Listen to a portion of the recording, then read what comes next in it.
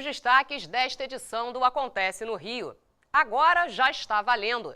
Quem jogar lixo nas ruas vai ser multado. Duas reportagens especiais apresentam a história e mostram como vai ficar a região portuária do Rio com a revitalização. E hoje na série Acervos da Cidade, vamos conhecer o Museu Aeroespacial. Voltamos já já. Olá! Olá! Agora é pra valer. Sujou, pagou. A campanha Lixo Zero já está nas ruas. Quem emporcalhar a cidade agora recebe multa que pode chegar a R$ 980. A tenda da Conlurb foi montada em frente à Câmara Municipal. Agentes de limpeza orientaram a população para a importância de não se jogar lixo nas ruas. A campanha dá arrancada para reforçar o cumprimento da Lei Municipal de Limpeza Urbana, aprovada pelos vereadores e sancionada pelo prefeito em 2001. Nosso agente, ao identificar uma infração, primeiro tenta orientar o infrator, o cidadão, de que ele tem que cuidar melhor da cidade. Esse é o trabalho da prefeitura. A Conlurb não quer multar, ela quer conscientizar o cidadão para mudar a qualidade de vida da cidade, melhorar. E para isso, então, a gente tenta orientar. Caso o cidadão persista, a ele será notificado e o guarda municipal e o PM estão ali para nos dar o apoio no sentido de que o cidadão se identifique. Jogar lixo nas ruas é considerado contravenção penal. As multas são pesadas e vão do pagamento mínimo de R$ 157 até R$ 980. Prejuízo no bolso de quem não zela pela limpeza da cidade. Em outros países, a falta de cuidado com a limpeza urbana também dá multas. A população, em sua maioria, recebeu bem a campanha do Lixo Zero. Agora vai ter que colaborar, vai ter, né? Porque a nossa população não é educada para não jogar lixo na rua. A parceria entre os agentes de limpeza urbana, a Polícia Militar e a Guarda Municipal é permanente nas ruas do Rio e as rondas serão feitas em 2 turnos, entre 7 da manhã até as 10h20 da noite. A operação conta atualmente com 540 agentes, onde há maior concentração de pessoas nas ruas do centro e da zona sul do Rio e será ampliada para outras áreas da cidade. Essa guia turística, assessorando visitantes alemães, reforça a importância de ter uma cidade limpa. A cidade é um pouquinho suja, né? As pessoas jogam mesmo. Eu acho que vai valer para o futuro aqui, porque eu acho que tem que começar assim, senão as pessoas não aprendam. Nós vamos mostrar o ano que vem para o mundo que nós também somos educados. O Rio é uma cidade turística, tem que deixar bonitinho a cidade. O Porto do Rio teve um papel importante no desenvolvimento da cidade. O comércio com a corte portuguesa e, posteriormente, com o resto do mundo, fez do Rio um centro econômico e cultural. As obras de revitalização do porto revelaram parte dessa história que estava escondida após inúmeras intervenções urbanas. Em plena Avenida Barão de Tefé, no bairro da Saúde, o sítio arqueológico se destaca em meio ao grande movimento de carros e pessoas. Aqui ficava o Cais do Valongo, escondido após inúmeras intervenções urbanas durante mais de 100 anos de evolução da cidade. Olhando assim para este local, é difícil imaginar que o mar chegava até aqui. A região foi aterrada, mas no século XIX, as pequenas embarcações vinham até aqui no Cais do Valongo descarregar suas mercadorias. E a principal mercadoria entre 1818 e 1830 eram homens e mulheres trazidos da África para serem escravizados no Brasil. Os escravos chegavam nos navios e eles passavam por uma vistoria, né? Uma vistoria da medicina da época. Então, aqueles que se encontravam em condições de venda vinham para as lojas no mercado. Os outros iam para a quarentena. A partir de 1843, começou a ser construído o Cais da Imperatriz. Ganhou este nome porque foi feito para receber a Imperatriz Teresa Cristina, que veio da Itália para se casar com Dom Pedro II, imperador do Brasil.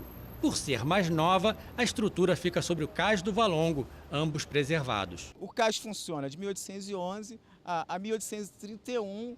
Você tem os desembarques dos escravos não mais acontecendo aqui. Tá? Isso vai acontecer de forma clandestina, mas o cais continua funcionando. Ele só vai sofrer a primeira intervenção em 1843 com a chegada da Teresa Cristina. E aí vai ser remodelado, o cais vai ser colocado uma camada sobre o cais. Você está vendo essas pedras maiores é o cais do Valongo, a pedra de paralelepípedos é o cais da Imperatriz. Então se coloca uma camada para fazer um embelezamento. Então é um momento em que a nossa memória começa a ser, não diria apagada, mas escondida. A região da Saúde também servia de cemitério para os recém-chegados da África, que não resistiam às agruras da viagem. Nesta casa fica o Centro Cultural dos Pretos Novos. Os pretos novos são aqueles africanos recém-chegados no Brasil que iam ser submetidos ao processo de escravidão. O espaço guarda os locais das escavações, onde há restos de objetos e ossadas dos africanos. Os achados foram feitos numa reforma em 1994, que revelaram a riqueza arqueológica da região. A região da Gamboa, de Santo Cristo, ela, além dessa marca da escravidão, que é muito forte aqui, está muito presente nas camadas arqueológicas, né? Ela tem também mostrado também outras coisas. Eu cheguei aqui a uma certa profundidade que a gente achou um aldeamento indígena, que é um sítio de contato, na verdade, entre europeus e indígenas, né? Um momento ímpar da história, que é o momento que as duas civilizações, os dois grupos sociais se encontraram, né? Que isso é importante. E também, se a gente recuou um pouquinho mais, e a gente encontrou um assentamento pré-histórico de caçadores-coletores, que a gente chama de Sambaqui. O rio evoluiu através de seu porto, que favorecia a comunicação da cidade com o resto do mundo. Durante muito tempo, foi o coração financeiro e político da cidade. No local moraram nobres e imperadores do Brasil. Esta região adquire uma importância política, econômica muito grande, por conta desse porto. Então, os grandes exportadores e importadores tinham suas lojas, o seu comércio, nessa rua 1º de Março e as ruas de Candelária, toda essa região, que era considerada a freguesia de maior porte, as edificações de 3, 4, 5 pavimentos e as edificações onde estavam a elite comercial da cidade do Rio de Janeiro. Nas últimas décadas, a região perdeu um pouco do brilho daquela época, tornando-se uma área apenas de atividade portuária, com seus armazéns e viadutos. Mas agora o Porto do Rio começa a mostrar sua nova vocação. Que o Porto do Rio de Janeiro vai ficar para produtos beneficiados, industriais e para o turismo, que é algo que nenhuma outra cidade do Brasil vai conseguir concorrer. Então, o Porto do Rio de Janeiro será um grande porto turístico. No próximo bloco, revitalização promete mudar a cara da região portuária. Estamos de volta com o Acontece no Rio. Demolição da perimetral, veículo leve sobre trilhos e áreas de lazer em plena Rio Branco. A região do Porto passa por uma completa transformação. A paisagem da região portuária começa a se redesenhar para um futuro de grandes mudanças. O Porto Maravilha é uma operação urbana que prevê o reencontro da região portuária com a cidade a partir da requalificação de 5 milhões de metros quadrados no quadrilátero entre as avenidas Rio Branco, Presidente Vargas, Francisco Bicalho e Rodrigues Alves. Uma das grandes mudanças será a mobilidade urbana da região, com a derrubada do elevado da perimetral. O elevado da perimetral, numa decisão recente da Prefeitura, à medida em que os estudos apontaram a viabilidade técnica de solução, ele vai ser completamente removido agora, desde a Praça 15 até a rodoviária. Isso é um processo complexo, não tanto pela estrutura do elevado, mas porque você precisa manter a cidade funcionando. Num projeto desse contexto, não dá para discutir pontualmente esse e aquele assunto. Se você me perguntar, você é a favor ou contra da derrubada da perimetral, eu vou lhe dizer que eu sou contrário. Mas se você contextualizar a proposta da derrubada da perimetral dentro do projeto de intervenção urbana da área, ele passa a ter uma outra leitura e aí eu tendo a ser favorável. De acordo com o projeto da Prefeitura, a construção da Via Expressa ligará o Aterro do Flamengo à Avenida Brasil e à Ponte Rio-Niterói. Junto com a Via Binário do Porto, vão absorver o trânsito do elevado perimetral e da Avenida Rodrigues Alves, mas com a promessa de ampliação em 40% da capacidade e fluxo do tráfego de veículos. O projeto da Prefeitura prevê ainda que o VLT, veículo leve sobre trilhos, vai circular no centro e na região portuária e ligará toda a área por 6 linhas, 42 estações em 28 quilômetros de vias. O VLT vai integrar os meios de transporte como metrôs, trens, teleférico, barcas, BRT e aeroportos. Aqui nessa área, entre a Praça Mauá e o Armazém número 8, por onde passará o túnel da Via Expressa, será construído também um boulevard de 44 mil metros quadrados, por onde circularão apenas o veículo leve sobre trilhos, pedestres e bicicletas. O projeto Porto Maravilha pretende valorizar o conceito de morar perto do trabalho e criar espaços de convivência. Por isso, investe na reforma das praças na região, como a Coronel Assunção, antiga Praça da Harmonia. O projeto prevê também o plantio de 15 mil árvores, aumentando a área verde do local. A transformação da região portuária também deverá aumentar a população de 28 mil para 100 mil habitantes em 10 anos e aquecer o mercado de trabalho local. A área onde está previsto também os novos empreendimentos imobiliários é um grande vazio urbano, uma área de cerca de 1.200.000 metros quadrados, que era o que principalmente atendia atividades portuárias e que já não cumpre essa função há quase meio século, há décadas, e é nessa área que os novos empreendimentos estão vindo. Até o final do projeto, a proposta é a reconstrução da infraestrutura urbana. Todos os 70 quilômetros de vias internas da região estão sendo reconstruídos com novas redes de infraestrutura urbana, o que vai melhorar muito a qualidade de vida aqui. Os serviços de limpeza, iluminação e coleta de lixo estão intensificados na região, que conta com um inovador sistema de coleta seletiva com lixeiras subterrâneas. A população já nota a diferença. A limpeza e a segurança. Ficou mais iluminada, ficou melhor estruturada. Fabrícia exalta o projeto da implantação de 17 quilômetros de ciclovias. Assim que ficar pronto, eu espero que seja logo, eu sei que vai demorar, mas vai ser fantástico, né? Na área cultural estão sendo implantados 2 projetos de grande impacto. O já inaugurado MAR, Museu do Rio, que tem a missão de ser ao mesmo tempo local de exposição e ponto de encontro da educação com a cultura, em um complexo de 15 mil metros quadrados que abriga um museu de 4 andares e a Escola do Olhar. Já o Museu da Manhã será um espaço dedicado à ciência, um ambiente de experiências que permitirá ao visitante fazer escolhas pessoais, vislumbrar possibilidades de futuro e perceber como será a sua vida e do planeta nos próximos 50 anos. O futuro da região portuária é o tema da nossa entrevista especial de hoje. O projeto Porto Maravilha vem provocando uma série de mudanças urbanísticas na cidade. Para entendermos melhor essas intervenções, a equipe da Rio TV Câmara veio aqui, num dos armazéns do Porto, para bater um papo com os historiadores Maria Inês Turazzi e Sérgio Lamarão. Sejam muito bem-vindos. E eu gostaria de começar fazendo uma pergunta para os dois, mas eu começo com a resposta da doutora Maria Inês. Eu gostaria de saber, afinal, o que porto nós queremos?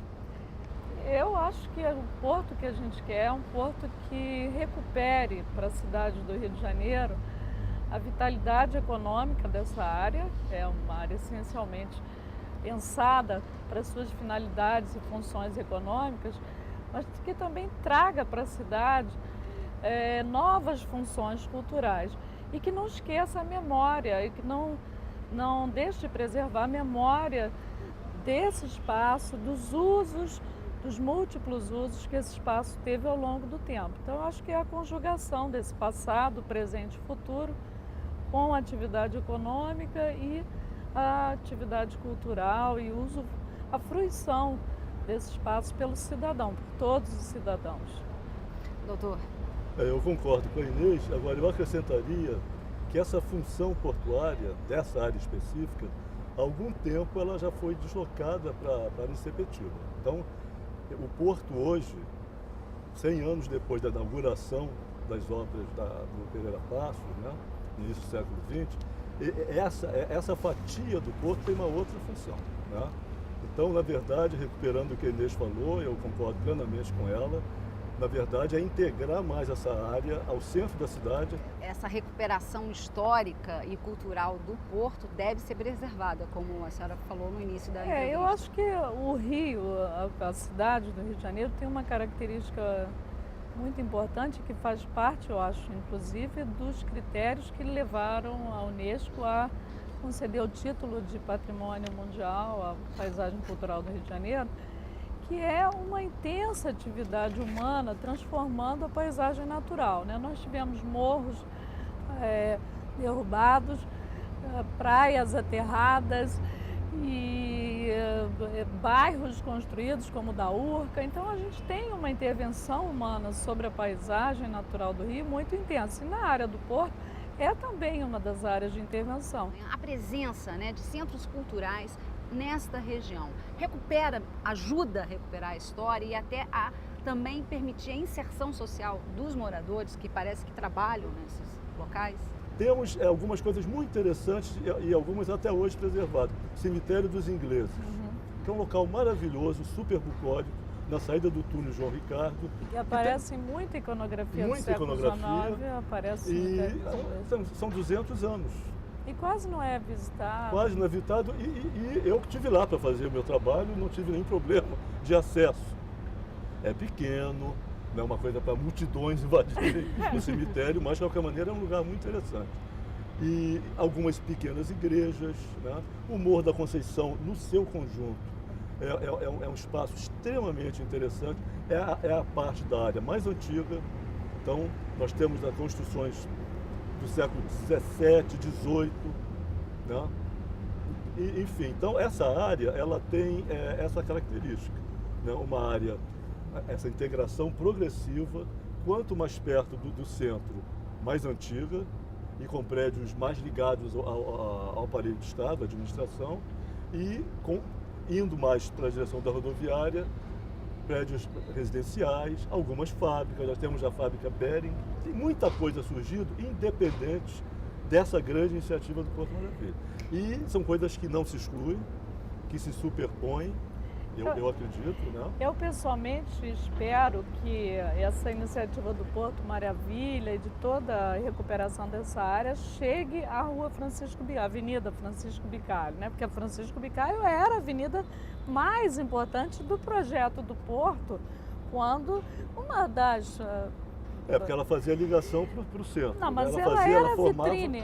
O que eu quero dizer é que ela era vitrine do projeto do Porto. Não da cidade. Da cidade era a Avenida Rio Branco, a Avenida Central. Mas como cartão postal do novo porto da cidade, era a Avenida Francisco Bicalho, inclusive o nome do engenheiro que foi o grande responsável por esse projeto. Bom, eu agradeço a presença dos professores, dos senhores aqui, foi muito importante. E até uma próxima vez para a gente falar mais aí sobre a história e o futuro do Porto. Muito obrigada. Olha, eu que agradeço também a companhia do Sérgio e a oportunidade dessa entrevista. Muito obrigado pela oportunidade de vir aqui falar sobre um tema tão candente como é o Porto hoje, no Rio de Janeiro. Mais de 100 aeronaves, da réplica do 14 bis aos caças da Segunda Guerra Mundial. O Museu Aeroespacial faz um passeio pela história da aviação brasileira. Considerado um dos mais importantes acervos do Hemisfério Sul, o Museu Aeroespacial foi inaugurado na década de 70. A réplica exata do 14 bis, o primeiro avião construído por Santos Dumont, ganha destaque neste espaço. Já nesta sessão é possível reviver os tempos da Segunda Grande Guerra e a importante atuação da Força Aérea Brasileira no conflito mundial. Eu tive a oportunidade de visitar alguns museus lá fora e foi bom que percebi mais ainda a autenticidade, a preciosidade que é o nosso acervo. Nós temos peças originais, peças únicas no mundo, que em outro lugar não existe. Por exemplo, a hélice do Graf Zeppelin, nem a Alemanha as possui.